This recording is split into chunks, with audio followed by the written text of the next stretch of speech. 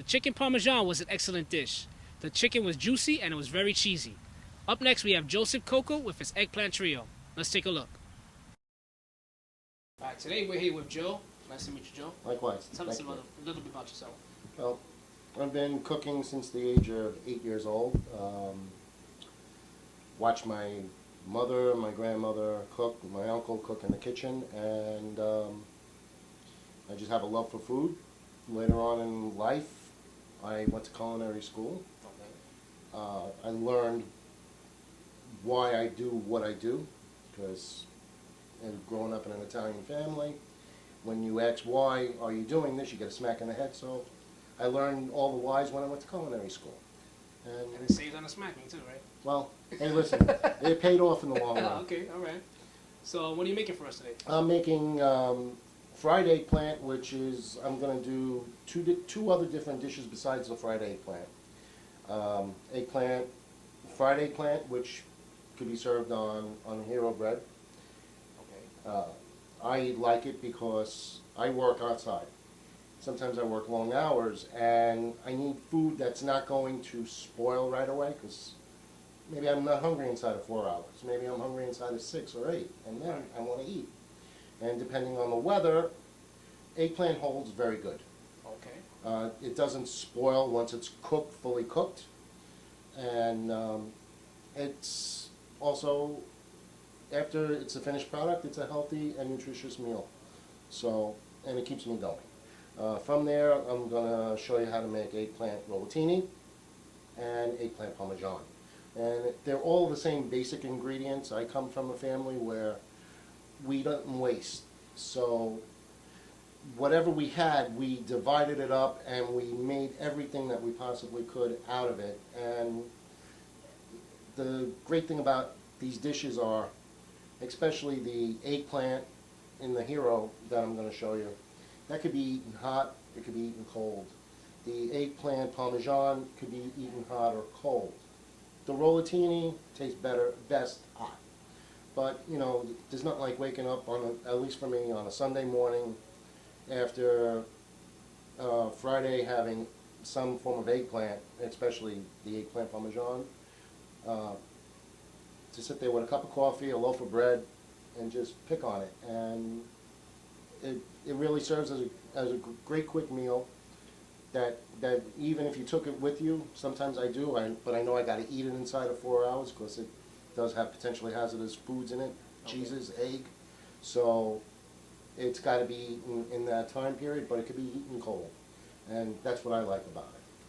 So I'm going to start by showing you, Dave. Eggplants, I like to buy local whenever possible. It's cheaper, and in my opinion, it's a better product. There are differences in eggplants. They have sexes. Really? Yeah. This one with the lot wider slit on it, this is a female. And depending on the size of this slit, will indicate to you the amount of seeds that are in here. Now, naturally, you really can't tell until you cut it open. Right. But the female is moister, sweeter. You'll find this more than you'll find the male. Okay. And I use the female most times because the male's harder to find. But this is what the female looks like. It's also a little easier to fry up. It fries up quicker. This is the male. It takes a little bit longer. It's a little more rougher in texture, but it's still the same product. And this is how you could tell because this just got a round spot in it rather than a slit. Okay. Okay. And again, that indicates the amount of seeds, even though the male has a whole lot less seeds than the female. It's more firmer. And it's more consistent in cutting, especially if you want to cut thin, which I'm going to do. So I just wanted to show you the difference between the two. Yeah, because I'm sure most of us didn't know that. Yeah, and you know, this is something I picked up in culinary school, and when I know what I'm dealing with, because I was always, why? Well, why is this eggplant rougher than that one was last week? Well, that's the smack in the head. So I'm going to start by demonstrating to you what I will do. Basically, just cut off the tops. Now, for the eggplant rollatini, I like to use the male because it has the less seeds. I'll get a better roll on the finished product. Okay. So I cut this on the bias, so this way I have something to roll with, and as you can see, hardly any seeds. Actually, right now, no seeds. But as we go through it, and I want it thin. And yeah, I'm leaving the skin on because when you roll, you really don't want it to break up as you're rolling it for the rollatini. And as we get closer to the bottom of it, you'll find that there are seeds, and there we go. But there's some seeds versus what the female has. And you know, seeds themselves have a tannin flavor to them. So people that don't like eggplant probably never really had the difference or know what the difference is. And you know, if they don't like it, they don't like it. And you can see that these seeds are lighter in color versus the female, which when I cut it open will be a lot darker. That's the male. Another thing when working with eggplant, you don't want to leave them out too long. If you're going to stop, you're on the phone or something, cut it open, turn it upside down, so this way they don't discolor.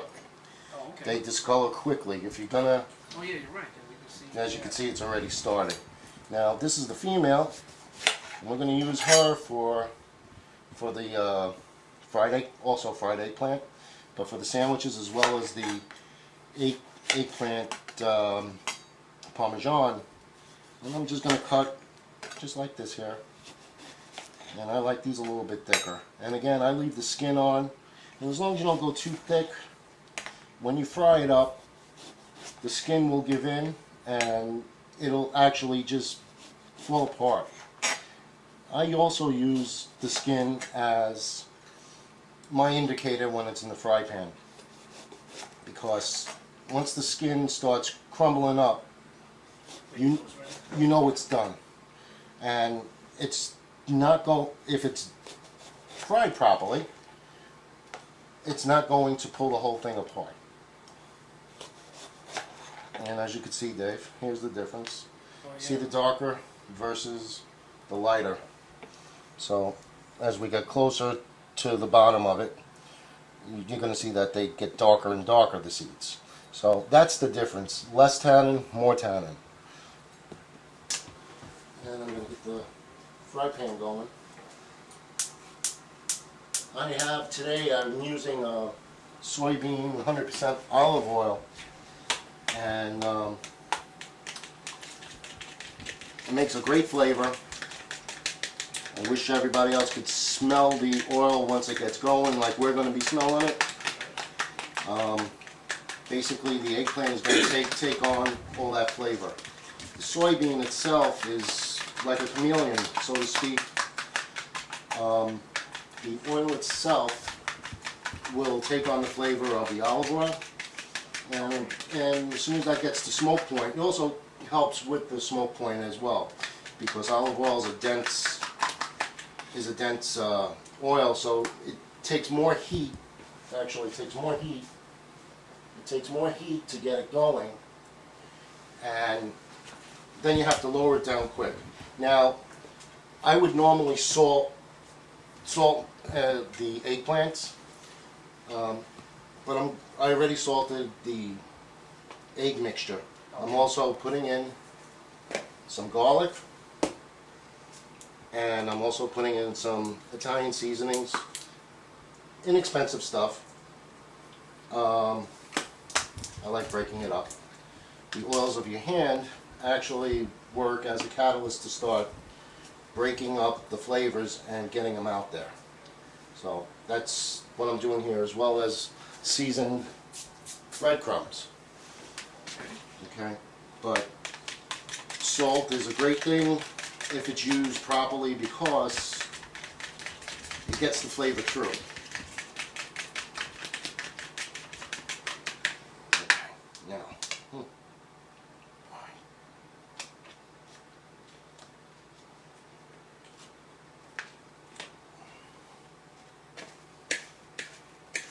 breadcrumbs here I prefer to use my just simple breadcrumbs. I go to the butcher's, and what I'll do there is I'll just pick up some breadcrumbs for like $1.50 a pound of them, and then I'll season them myself. Or sometimes I will just go ahead and buy the store brands, 4C's or something already seasoned, like today. Okay.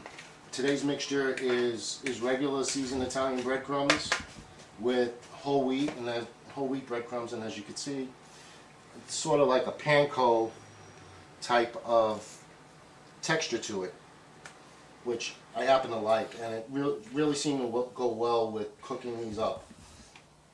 I'll definitely use them again. And the flavor, again, with the olive oil, the 100% olive oil, and the soy oil works really well. Now, on the stove, I've already got the sauce boiling. I've got the olive oil heating up while I'm doing this. I'm waiting for that smell, and then we're going to fry these up. Okay, so in the meantime, right here I have already grated mozzarella. This is the stuffing for the rollatini as well as the Parmesan. I use it for both. You don't have to use everything that I'm using here for the Parmesan, but this is the way it should be done. I like it. I have ricotta, and what I put the ricotta to it. This is about 1 1/4 pounds of mozzarella, and this is approximately the same amount in ricotta. And I'll take 2 eggs. I'll break them up, put them in, and being that the mozzarella is made with salt, I don't put salt in. I try not to use it when permissible because, you know, we do have to watch our salt intake. I will, however, throw a little bit of garlic, just a hint, and being that this is already a fat, I will also just sprinkle in without breaking up by hand, because my hand's going to go in there just the same to get everything together. And then I have over here some grated up Parmesan. I use Locatelli. I like the flavor of it. It's sharper than the Reggiano. All right. But you know, that's just a personal way to go. You know, flavor, taste. So this is my taste, and I just throw in a few tablespoonfuls. And what I'll do is I'll mix this all together. And the eggs help to keep this all together as it's cooking. And when the rollatini is cooking in the oven, you'll know that it's getting done or it's cooking right, because they'll actually start to puff. And they'll fill up. And I'll show you the difference in a little while, but basically, I want to get this all mixed together. Yeah. These are seasoned. It's pretty much ready to go. That's great. Can you smell the oil? Starting to, yeah. Yeah. The oil's ready to go. But once I get going with this, I'm going to have to bring it down, and it'll be good. I don't know if you need it. I just took a little bit of breadcrumbs, and I wanted to see it do that. Okay. And that's telling me it's ready to go. I could have just as easily taken a piece of eggplant like this, and I just want to see that. So now I know it's ready. And the thing is not to let the eggplant burn. So once I get them up in there, because they are sliced pretty thin, I'm going to lower it down. Because that's all that I need. Yeah, now you can really smell it. Now you can smell it, and the flavors are coming together. And that's what it's about. The olive oil is actually going to infuse inside of the eggplant along with all the other seasonings. Because the oil is bringing out the flavor of the seasonings inside the breadcrumbs, as well as the natural flavor of the eggplant. Yeah. And that's the color I want. As you can see, this oil is very hot, so it's going to go quick. I could probably get that one whole eggplant done in under 5 minutes with the heat that's going on here. And what I'll do is, that one go a little more, this one's a little short. Paper towel inside of a bowl, and you just want to extract as much of the oil as you can, because you don't want to be tasting grease or oil with inside of these dishes. It kind of ruins it. Okay. So for the rollatini, they don't have to be perfectly cooked, because you're still going to put this in the oven. However, you do want it to where they are cooked enough that they're not going to break when you roll them. And I think that'll work for that. All right, and now we'll do some for the eggplant parm. As you can see, I lowered it down. This is going to be a little longer. And the more you put in, the cooler it's going to cool down the eggplant. The oil, rather. Eggplant will cool down the oil. So, depending on what you're doing. And again, this is the female, and she's got just a little more water content to her. So she's going to bring it down, the temperature down a little bit more than the male. I always pull the smaller ones out first and leave the bigger ones in, because they always need a little bit more care. That's good. Shut that off. Okay, great. Now in the meantime, we'll go back here. Now, I make my own sauce, and I like it to make it and let it sit in the fridge for a couple of days. It has a better flavor. It smells good too. Thank you. Yeah. I put a little extra work and effort into this, and I used for this sauce puree, crushed tomatoes, tomato sauce, 1 can of each, and plum tomatoes. And I just put the plum tomatoes in whole after it came to a boil. So this way I'm scalding them, and they've already been skinned, so peeled. So it just makes it better. It makes it better for them to break down. And I cooked this sauce for 6 hours on very low flame after it came to its final boil. Line the pan with some sauce. And a tablespoon is more or less the proper or perfect tool to use for this. And I will fill it up. I'm not bashful when it comes to the cheese. If you're health conscious, you're going to be. But this is Italian food. Okay? And what we do is we just roll it up and we put it in there. I mean, you don't want to overstuff it either where you're going to break it. These are still kind of hot, so they're going to roll better, but you got to be careful that you don't split them like this one. And still, all in all, it's going to be a good tasting product. And we could cover that up with a little bit of mozzarella on the top and sauce, and you wouldn't even know. And the home chef can make this just as easily as any professional and save a whole ton of money. Finished product, turn it upside down, it all looks good. It's going to taste just as well. Now, as far, basically that's that. Once these are lined up, and you want to line them up to the edge on each side, and then down the middle this way. And that's how I did that. Keeps everything together, keeps the cheese from actually exploding outward, because then they will puff up in the oven. And always have the bottom of the pan coated, because the sauce is going to absorb into it. And then naturally at the end, when the pan is full, always put on top. Keeps from burning, unless I turn the oven up too high and leave it in there for too long. I have here with these guys, and I do the same thing, same process. Sauce on the bottom of the pan. Shake it up. Don't be bashful with it. And I made this sauce particularly loose for eggplant, because eggplant will soak up the sauce. Okay, and these are the guys that we fried up, right? So basically what I'm going to do is I'm going to lay them out.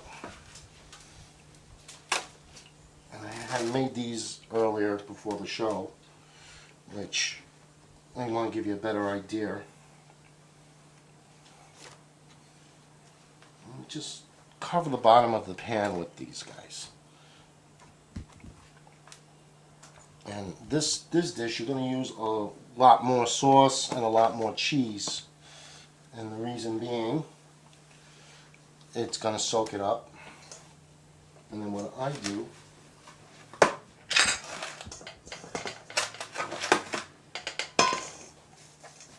I'll take this mixture and I'll just start right here in the middle. And I'll just put it in, just like lasagna. If you've ever made lasagna, this is the same basic process. And then I will cover them, just give them a hit each with, and then another layer of sauce.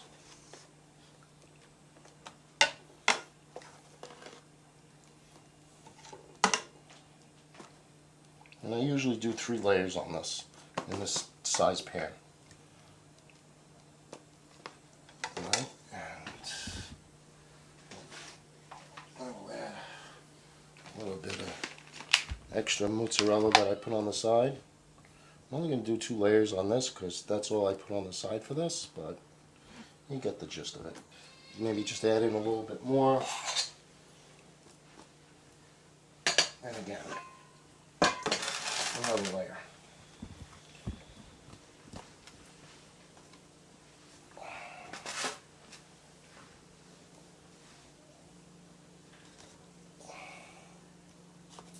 And I also use the purple eggplant. This is a purple eggplant right here. As you can see, it looks gray, but it's a purple eggplant, Chinese eggplant. For me, I can't tell the difference. It all tastes good. I was about to ask you that. I like it. I don't know if it's the process that I do it by. I don't know if there is a difference. I really never used it before, or I've never been schooled on it. But I could just tell you it's food. It tastes great, and that's all that matters to me. Now, like that, throw a little bit more mozzarella on top, and sauce. Throw it in the oven. Either one of these in the oven, fresh like this, at 350 for approximately 35-40 minutes. The sauce is going to start to bubble up on the side. That's when you want to watch it. And as soon as the bubbling starts to slow down, it's ready to come out of the oven. Okay. And you don't wind up with that. But it's still going to be a good tasting product. Now, what I usually do most times than not when I make eggplant, and I don't have the time to do all this, is this is one of my favorite portable meals to go. And what I do is a semolina hero, and I like to pull out the dough because dough is not my friend unless it's in my pocket. So, Words to live by, right? yes. And then what I do is I just throw in some eggplants. If I don't have sauce, I don't find it a crime to use ketchup. I enjoy ketchup. And this is one filling meal. This, if you have cheese, the mozzarella cheese, you put it on, or not, just ketchup. You got one meal right here to go. That's going to hold me for at least 4 hours. Okay. And again, I got everything that I need. Sometimes I will throw in piece of sausage. Just if I'm feeling like I need meat. This itself is meaty on its own, at least as far as sausages. Oh yeah, it's already soft enough. Just I throw that in, and you can also, if you wanted to, you could throw sausage in here too, just to beef it up. And that's a meal to go. And this here probably cost me $1.25 to make. Go to your local pizzeria, you're spending anywhere from $4.50 to $7.75 for this with the mozzarella cheese. Make it at home for $1.25, $1.50. So, you know, there are ways to save yourself money, have quality food, and not give it to somebody else. It's in your pocket, and you've got more than enough to share with a coworker or a friend. And that's my eggplant parm.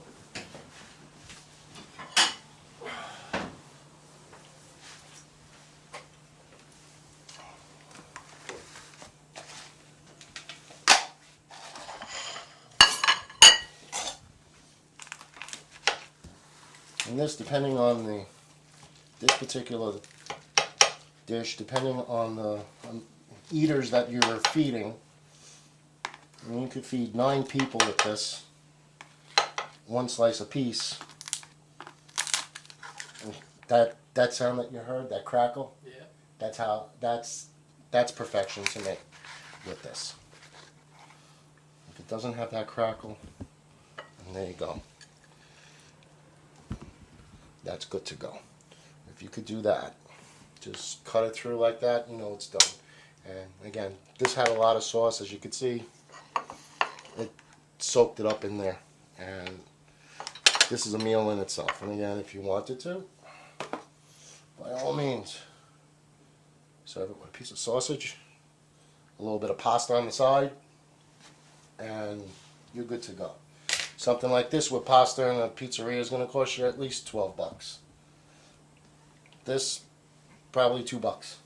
Wow, okay. Yeah, so, you know, the bigger difference. So, that's my story, and I'm sticking to it, guys. And now the best part of the show. This is the Rollatini. rollatini. That's good. It's so tender too. Break it with a fork, right? You don't even need the fork. And you see how the skin doesn't even hold it back? Yeah, you don't even... Right. None of that. That's real good. Very good. Now the... Parmesan. Parmesan, if I can get Parmesan. There you go, Parmesan.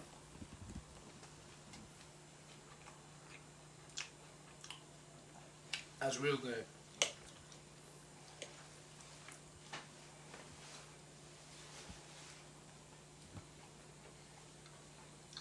That's delicious, for real.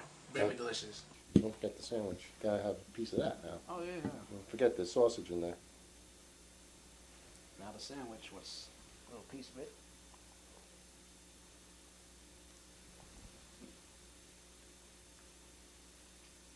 Oh, I can see eating this. Yeah, definitely. Watching football or something like that. See, you get 3 different dishes out of one product. Absolutely, yeah. Thank you again for feeding us. All right, and thank The you meals again are for great, having very me. delicious. Enjoy. That was a great multi-purpose dish. You can have it as a sandwich, an appetizer, or even a main course. Want to learn more about our chefs and their recipes? Log on to our website at www.ibchannel.tv/neighborhoodchefs. Think you can get busy in the kitchen? Email us at neighborhoodchefs@ibchannel.tv. That's all the time we have for today. I'm David, and we hope to see you in the neighborhood.